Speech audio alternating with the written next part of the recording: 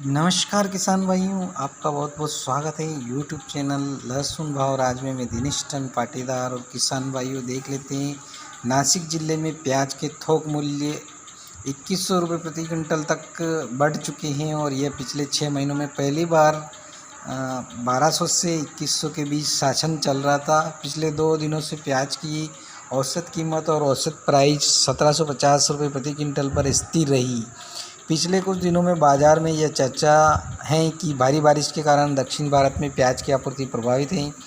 इससे थोक मूल्य वृद्धि हुई है। थोक दरों जो 800 से 900 प्रति क्विंटल पर स्थिर थी, 1100 से 1700 रुपये तक बढ़ गई। प्याज का बाजार अस्थिर हो गया। नासिक आधारित व्यापारी नितिन जी जैन ने कहा कि छुट्टियों के कारण नासिक के बाज़ार में आपूर्ति भी प्रभावित हुई है, लेकिन जैसे जैसे दरें बढ़ी हैं, आपूर्ति आज अचानक बढ़ गई है। अगले कुछ दिनों तक थोक प्याज की दरों में कोई कमी या बढ़ोतरी नहीं होगी। लासल गांव के कुछ व्यापारियों का अनुमान है कि वार्षिक गणेश उत्सव के कारण किसान अगले सप्ताह प्याज को बाज़ार में नहीं लाएंगे और इससे मांग और आपूर्ति के बीच अंतर बढ़ सकता है।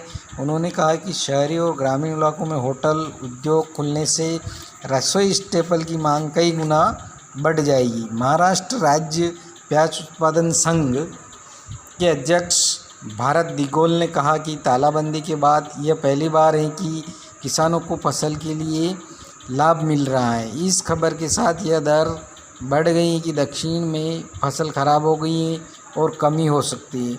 मूल्य को कम करने के लिए राज्य और केंद्र को हस्तक्षेप नहीं करना चाहिए। अगर सरकार मामले में हस्तक्षेप करती है तो हम आंदोलन करेंगे। किसानों को अपनी उपज की अच्छी कीमत मिलनी चाहिए, क्योंकि तालाबंदी के दौरान उन्हें पहले ही भारी नुकसान हो चुका है। महाराष्ट्र प्याज किसानों ने अन्य राज्यों में किसानों को प्याज बीज बेचने का भी विरोध किया है। महाराष्ट्र एसोसिएशन सोगा के सदस्यों ने इस संबंध में सरकारी अधिकारियों को एक ज्ञापन भी सौंपा है। तो किसान भाइयों, ये थी महाराष्ट्र के लासल गांव की एक प्याज से संबंधित छोटी सी रिपोर्ट। जय जवान जय किसान।